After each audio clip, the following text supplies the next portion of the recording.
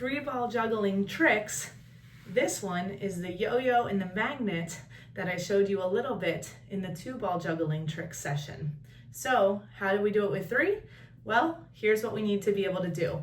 We need to be able to do 2 in one hand very consistently. Once you get to a point where you can do 2 in one hand consistently, and ideally keep them at the same side without switching, then we can do a few fun things like columns, that's fake columns, where we can keep them like that. We're just taking one hand and going up and down without actually throwing it. And then this is where it can get fun with the yo-yo. We can match it with that one so that it looks very similar and it looks like you're pushing and pulling it, or the magnet, and that one just goes underneath and you're covering it.